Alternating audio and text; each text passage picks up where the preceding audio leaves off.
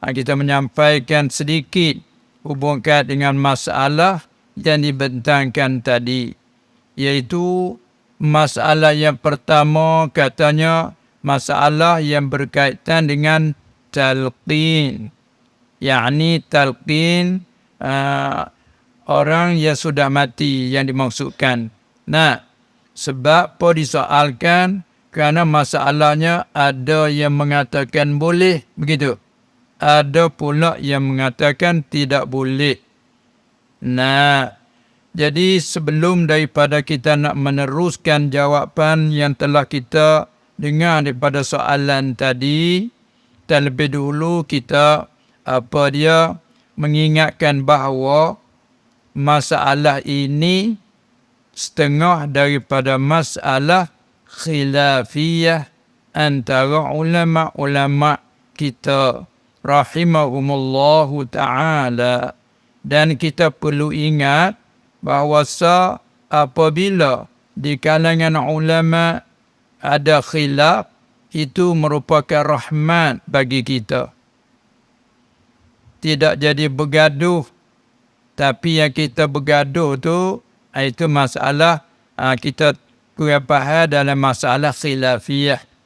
Nah, sebab mana kata apabila ikhtilaf ulama itu adalah rahmat, jadi boleh saja pilihan bagi kita mau nak amalkan dengan yang kata boleh, dan boleh juga kita nak amalkan dengan yang kata tidak boleh, tapi dengan cara kita faham lebih dahulu. Nah, begitulah khilaf ulama.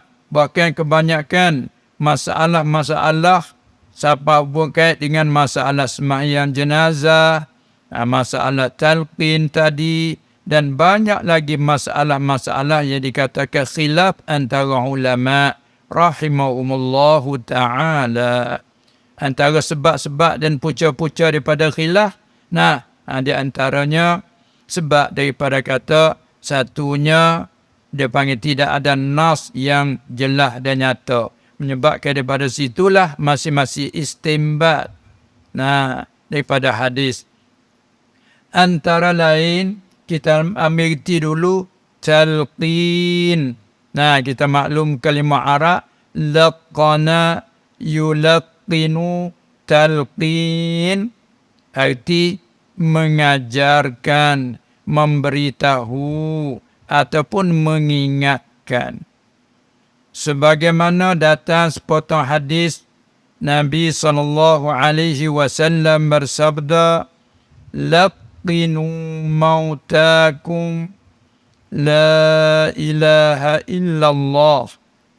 Talqin ajalah kamu akan segala yang mati daripada kamu, la ilaha illallah. Baik, jadi tempat yang jadi perselisihan ulama tentang memakai pengertian mautakum. Mauta, kalau orang mengaji dari segi lurah, mauta jamak daripada perkataan mayyit ataupun mait. Lurah mayyit ataupun mait. Maka kebanyakan kita orang Melayu ambil daripada hak luar kata mait, lalu kita panggil mayat. Di sini panggil mayat tak? Panggil mayat?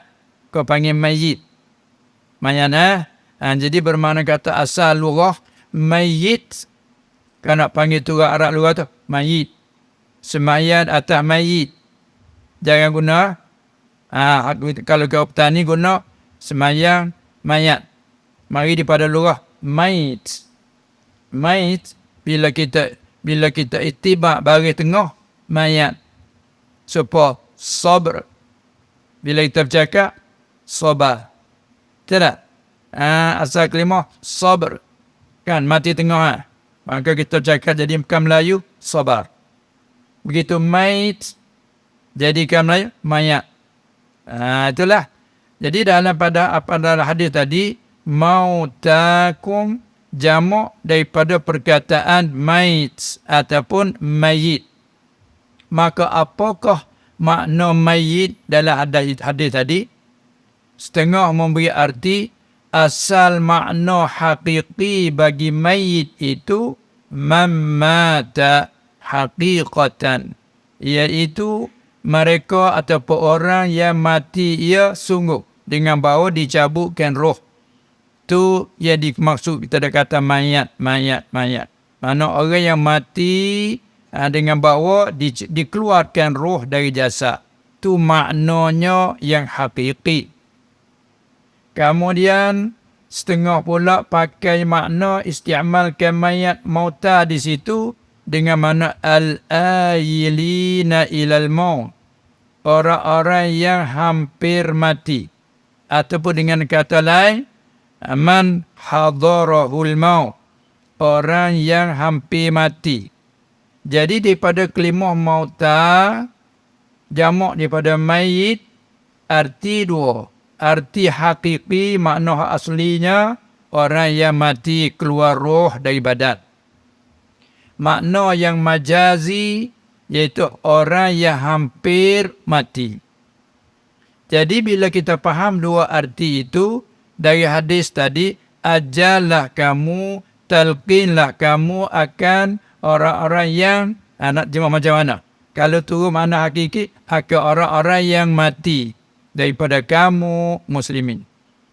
Satu kau kata murah, ajarlah kamu akan orang yang hampir mati. Daripada situlah mari khilafnya, hak maksud kata hajarkan orang yang mati, inilah ba'da dafni, lepas daripada tanam mayat, dikebumikan. Hak yang kau pertama kata murak dengan yang mati situ, yang hampir mati. Arti kita talqin ke orang yang hampir mati. Kita pergi ziarahi saudara kita yang sedang sakit, pada zan kita bahawa ia akan meninggal. Kita ucapkan di sisi dia, La ilaha illallah. Apabila dia dengar, sama ada dia ikut kata bersama ataupun dia tidak pun cukup bagi kita. Tak mesti kita tekan paksa dia ucap. Tak mesti kita hanya pergi ucap di isi dia. La ilaha illallah. Sekira dia tidak bertuturkan yang lain, kita diam. Karena kadang-kadang orang yang di dalam sakit yang berat ni, terkadang tak kuasa dia nak ucap. Tapi walaupun tak kuasa dia nak ucap kerana dia berat dalam perasaan dia, tapi dalam simpanan kita orang mukmin setia ada. Sentiasa ada. Tengok ni, sama ada ketika kita berucap, ketika kita solat, ketika kita diam, bercakap dengan kawan dan sebagainya, makna bagi ucapan La ilaha illallah sudah tetap dalam hati kita orang mukmin kan. Cuma nak satu kelebihan yang sebab boleh kata setengah ulama kata orang yang mati di situ orang yang hampir mati, kerana kaedah nak pakai perkataan majaz, dia kena ada qarinah yang memalingkan. Kerana makna yang asal mayit ialah orang yang mati sungguh, orang yang keluar roh daripada badan. Tu makna hakiki. Apabila lagi nak pakai makna lain daripada tu, mesti dia kena ada qarinah yang memalingkan daripada makna hakiki kepada makna yang lain. Kalau itu qarinah dia ambil daripada satu hadis pula, siapa-siapa adalah akhir kalamnya La ilaha illallah dakhalal jannah. Jadi siapa yang akhir kalam La ilaha illallah dakhalal jannah, mana siapa situ? Orang yang hampir mati. Kerana kita masih hidup begini, kerana kata berapa banyak kita bercakap, kita guna kalimah hari-hari cakap, nak kata berapa ratus kalimah, berapa ratus perkataan macam-macam kan. Bila akhir sekali kita nak meninggal dunia, akhir dengan La ilaha illallah, sama ada mati, tak mati pun lepas pada kita ucap La ilaha illallah, diam. Tak ada bercakap apa-apa selepas tu. Takdirkan kita lelap, lena, petani panggil jenera. Selepas pada tu juga meninggal dalam keadaan lena begitu. Namanya akhir kalam. Ataupun seorang itu lepas pada dia bercakap La ilaha illallah, berlaku kemalangan. Selepas kena kemalangan, tak dapat bertutur. Sebulan meninggal. Akhir kalamnya la ilaha illallah juga. Bukan arti akhir kalam lepas pada la ilaha illallah, mati. Yang tu baru panggil akhir kalam. Tak, murahnya tak ada dah kita cakap selepas pada dunia, tengok mati. Maka tak kala gitu, ambil daripada situlah, mari tafsir kata, laqinu mautakum la ilaha illallah, ay man ihtadarahul maut. Ada man hadarahul maut, ataupun al-ayilina ilal maut. Ajar kamu akan orang mati, orang yang hampir mati. Supaya himpun dengan hadis tadi, supaya akhir kalam dia itu, la ilaha illallah. Itu kaum tu. Maka diisi kaum tu, mana kata dia, tidaklah ditalkinkan lagi. Tu kaum tu. Nah, maka bagi orang yang nak amal yang tu, tak ada masalah, amal. Tapi jangan melarangkan yang lain. Jadi masalahnya kerana larang. Itu tak boleh kerana masalah khilafiyah. Kemudian balik satu kaum lagi kata, muraknya ialah la ilaha illallah bagi orang yang mati, mana lepas pada tanam. Bermakna kita himpun dua, boleh. Ketika dia sakit nak mati, kita memperdengarkan dia. Selepas pada dia mati, bila dikebumikan, kita baca pula. Kerana ada hadis lain pula. Ini balik ada aman. Kerana ada hadis lain pula yang menunjukkan atas kita itu bukan sekadar dibolehkan. Kalau ibarat kita dapat yustahabbu. Ataupun dengan kata lain, mustahabbun. At-talqinu ba'da dafni mustahabbun. Digalakkan. Itulah hal kita dah aman tu. Patut ada pula beberapa hadis. Maka beberapa hadis yang balik tak aman tu kerana ditilik memandang kepada hadis tu ialah dhaif. Maka dia tak berhujah dengan dia. Maka diam. Tapi bagi kau ni pula, hadis sungguh pun hadis dhaif min fadailil a'mal, boleh diamalkan. Ittifaq ulama tentang kita nak amal dengan kelebihan-kelebihan amalan, boleh amal dengan hadis yang dhaif. Apa lagi pula hadis tu dhaif tapi dikuatkan. Kalau yang mengaji kaedah dapat u'tudidha bi syawahida, dimengkuatkan. Hadis mutabak tu dhaif tapi ada pembantu dia panggil. Pembantu. Kalau orang petani macam kita buat rumah kayu dulu. Nah, rumah kayu kalau kata tiang 4, tiang 6, tapi di antara tiang ke tiang tu dia ada pula tu tiang panak-panak, pendek-pendek dia panggil. Sini panggil tiang apa? Panggil apa? Panggil apa? Kalau orang petani panggil tukar penyambut. Untuk mengkuatkan. Dari tiang ke tiang. Kadang-kadangnya jarak dia tu jauh. Maka kita ada pula tukar di bawah tu. Untuk mengkuatkan. Tu dia panggil, orang petani panggil tukar penyambut. Tapi sini tak ada rumah macam tu lah. Walaupun apa itu ibarat. Orang kata, sungguh pun hadis dari segi bahas cara ke hadis, ilmu hadis, daripada hadis murtabaknya dhaif dari segi istilah hadis.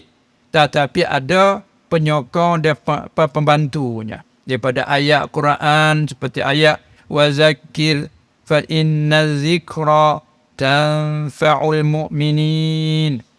Allah Ta'ala kata, dan beri peringatan olehmu. Maka sesungguhnya beri peringatan itu memberi manfaat kepada orang-orang mukmin. Maka talqin ini satu bagai memperingatkan.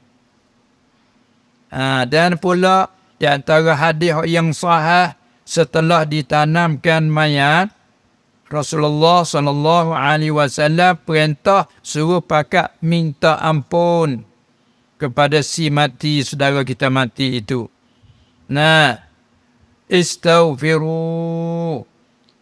Meminta ampunkanlah lahu at-tasbit. Tolong minta ampunlah bagi si mati ini akan menetapkan iman dia telah tetap. Kita minta lagi Allah supaya bertambah tetap lagi. Tu maka hadis macam tu dan ayat tadi mari jadi beri sokongan kepada hadis yang digalakkan talqin tadi. Jadi ala kulli hal kesimpulannya masalah talqin mayit kemudian pada ditanamkan itu ulama khilaf. Nah, tapi kalau kita yang pandai merojokkan kitab, tak masalah lah kita pandai tak? Nah, dalam kitab Al-Majmu' Imam Nawawi rahimahullah ta'ala panjang dia sebut masalah tu. Nah, jadi kesimpulannya dalam mazhab kita Syafi'i, kau yang diamalkan iaitulah yustahabbu, digalakkan bahawa talqinkan mayat setelah dikebomikan. Bila masanya? Ketika kamusan tanah. Sini panggil apa ni? Kamus juga panggil. Setelah kamusan tanah tu sama dengan muka permukaan bumi. Situlah mula start duduk ke di hadapan mayit. Silakan. Lepas tu lapar-lapar macam susun lah. Masa dia susun dah. Itu di antaranya. Jadi tempat yang paling penting bagi kita, bila tak tahu ada masalah ni, masalah khilafiyah, tak boleh kita nak bergaduhkan. Sekalipun kita tak mau baca, tak boleh kita nak larang orang lain. Tak boleh. Jadi masalahnya, jadi kita hidup larang orang lain. Sedangkan masalah khilaf, kita ingat tahu masalah khilaf itu adalah rahmat. Itu bak talqin mayat, bak dalam sembahyang harian pun kalau khilaf tu banyak sangat. Nah, itulah di antara lain sakupak dengan talqin.